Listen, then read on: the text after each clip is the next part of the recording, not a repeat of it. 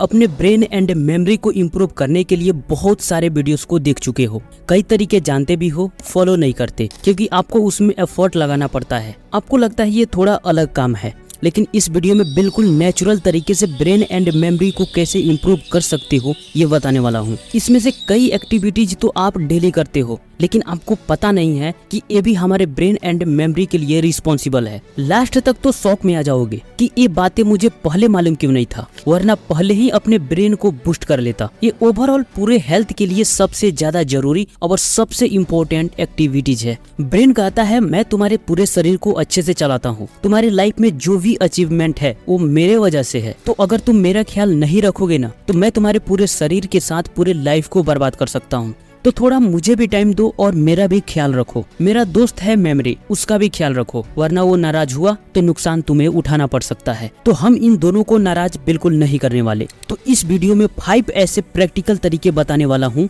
जिसे फॉलो करते हो तो आपके ब्रेन एंड मेमोरी में ड्रास्टिकली चेंजेस होने वाले हैं।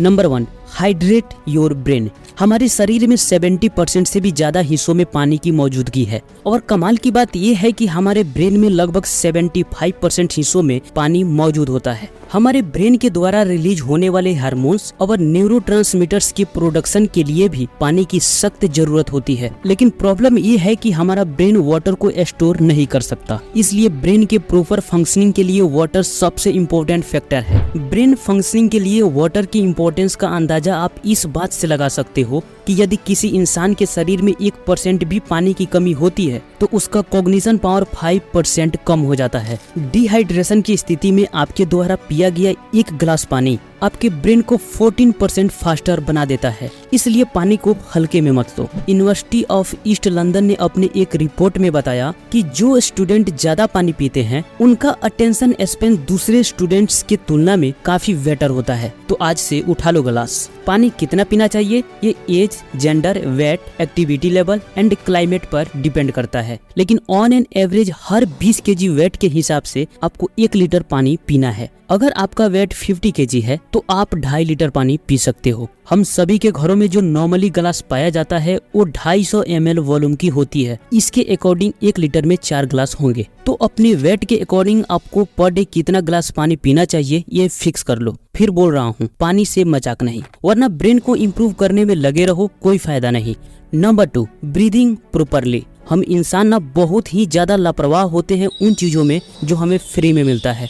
ब्रीदिंग यानी सांस लेना, ये हर इंसान की सबसे जरूरी क्रिया है। नॉर्मल इंसान की 1 मिनट तक सांस रोक दी जाए तो उसकी हालत खराब हो जाएगी, थोड़ी देर और रोक दी जाए तो वो सीधे यमराज के गोद में बैठ जाएगा। एक सामान्य व्यक्ति हर दिन 20,000 बार सांस लेता है और 1 मिनट में 12 से 16 बार। ये मैं क्यों बता रहा हूँ, अब एक एक बात को ध्यान से सुनो। आपके सांस की स्पीड आपके पूरे लाइफ को चेंज कर सकती है। क्यों बोला जाता है कि मेडिटेशन करो मन शांत होगा, क्योंकि इसमें सांस की स्पीड को धीमा किया जाता है। आप सांस की स्पीड को धीमा कर दो और फिर किसी पर गुस्सा होकर दिखाओ, ऐसा कर ही नहीं पाओगे। जब बहुत ज्यादा फोकस्ड होते हो तभी सांस की स्पीड धीमी होती है। न्यूरोसाइंस की स्टडीज में पाया गया कि ब्रीदिंग की वजह से हमारे ब्रेन के न्यूरॉन्स और ब्रेन के द्वारा रिलीज होने वाले केमिकल्स पर डायरेक्ट इम्पैक्ट पड़ता है। यौगिक स्टडीज में यह भी कहा जाता है कि जितनी लंबी और गहरी आपकी सांसें होगी आपके विचार भी उतने गहरे और स्पष्ट होंगे। साल 2018 में NIH द्वारा पब्लिक एक रिसर्च पेपर में यह बताया गया कि छोटी छोटी सांसों की वजह से हमारा ब्रेन सेल्स डैमेज होने लगता है। इसीलिए बोला जाता है कि गहरी सांसें लो। जितना ज्यादा गहरी सांस उतना ज्यादा शांत, जितना ज्यादा शांत उतना ज्यादा दिमाग और बुद्धि तेज। अब आप समझ गए कि आपके ब्रेन और सांस में क्या कनेक्शन है। डेली का 20,000 सांसों में से सिर्फ 100 पर फोकस करते हो, उतना नहीं तो सिर्फ 50 पर ही पूरी तरह फोकस करो। सांस को लेकर अवेयर हो जाओ। हर सांस पर पूरी तरह फोकस होना चाहिए कि मैं सांस ले रहा हूँ। हम 1 मिनट में 12 से 16 बार सांस लेते हैं। अगर हम दिन के किसी पर्टिकुलर समय में इसकी संख्या हम 1 मिनट में 5 से 6 कर दें तो हमारे अंदर जो चेंजेस होंगे ना वो अनबिलीवेबल होंगे। हमेशा सांस पेट में भरो ताकि सांस ज्यादा लंबी और गहरी हो सके। ब्रीदिंग एक्सरसाइज को रूटीन में ही शामिल कर लो। इससे ब्रेन में नए नए कनेक्शन बनेंगे, विचारों में क्लैरिटी आएगी, ऑब्जर्वेशन पावर बढ़ेगी, मन शांत होगा, बुद्धि तेज होगी। नेक्स्ट वीडियो में स्वामी विवेकानंद द्वारा हम सभी के लिए रिकमेंड ब्रीदिंग टेक्निक को जानेंगे। Number 3, feed your brain. हमारा ब्रेन हमेशा चालू रहता है। ये हमारे thoughts, activities, breathing, heart beat and हमारे सभी सेंसेस का ख्याल भी रखता है। यानी ये 24/7 कड़ी मेहनत करता है। जब हम सो रहे होते हैं तब भी काम करता है। इसका मतलब कि हमारे ब्रेन को कंस्टेंट फ्यूल सप्लाई की रिक्वायर है। यह फ्यूल हमारे द्वारा खाए जाने वाले फूड से आता है और उस फ्यूल में क्या है, इससे सारा फर्क पड़ता है। सीधे शब्दों में जो आप खाते हो वो डायरेक्ट आपके ब्रेन का स्ट्रक्चर और फंक्शन और अंततः आपके मूड को अफेक्ट करता है। भोजन और मूड में इतना गहरा संबंध है कि आयुर्वेद में कहा गया है कि जैसा अन्न वैसा मन। तामसिक भोजन की वजह से इंसान के मूड में डलनेस आता है, बिहेवियर भी वायलेंट हो जाता है। आपके पास दो ऑप्शन है, पहला package food, fast food and non veg. दूसरा ट्रेडिशनल फूड जिसमें फल और सब्जियां आते हैं। मुझे लगता है कि घर का खाना जिंदाबाद था, है और हमेशा रहेगा। बात से सहमत हो तो कमेंट बॉक्स में यस लिखो। अगर आप फर्स्ट ऑप्शन पर ज्यादा डिपेंड हो तो कब आपके फिजिकल हेल्थ के साथ मेंटल हेल्थ की लंका लग जाएगी पता भी नहीं चलेगा।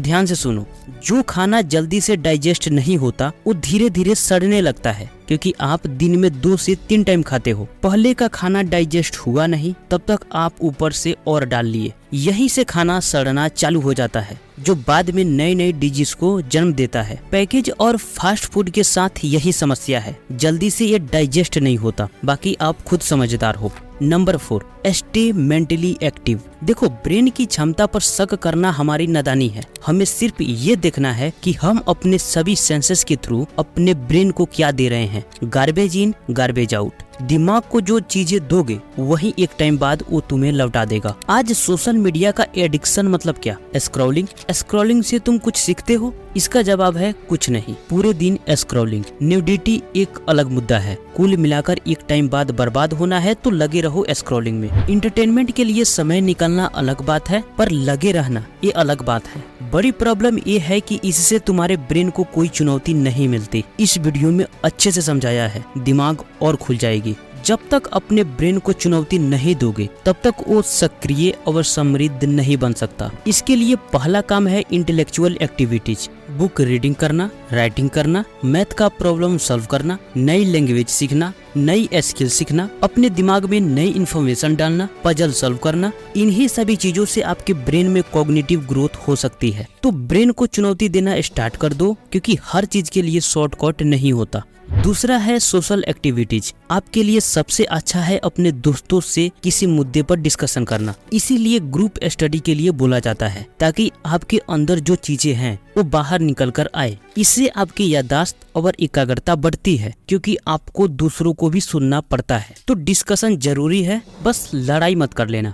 Number 5, stay physically active. जब हम फिजिकली एक्टिव होने की बात करते हैं तो इसका मतलब ये नहीं कि आपको जिम ही जाना है और बॉडी बनानी है। ये आपकी पर्सनल चॉइस है। आगे बढ़ने से पहले इसके कुछ बेनिफिट्स जान लो। Physical activity can improve your brain health, यानी फिजिकली एक्टिव रहने से आपके ब्रेन हेल्थ इम्प्रूव हो सकती है। Physical activity stress and anxiety को दूर करता है। ये दोनों आपके दिमाग के लिए खतरा है। डेली एक्सरसाइज से फोकस बढ़ेगी, थिंकिंग एबिलिटी बढ़ेगी, लर्निंग एबिलिटी बढ़ेगी, मेमोरी इंप्रूव होगी, कॉग्निटिव डिक्लाइन कम होगी, फिजिकली अट्रैक्टिव दिखोगे और एक्सरसाइज से स्टेमिना भी बढ़ता है। इससे ज्यादा फायदा क्या चाहिए? एक्सरसाइज करने से ब्लड सर्कुलेशन तेज होता है, बॉडी में ऑक्सीजन लेवल इंक्रीज होता है, जिससे ब्रेन अच्छे से वर्क करता है। ब्रेन हमारे शरीर के टोटल वेट का लगभग 2% होता है, लेकिन ब्रेन पूरे शरीर की ऑक्सीजन का 20% यूज करता है। और जब ब्रेन को सही मात्रा में ऑक्सीजन नहीं मिलता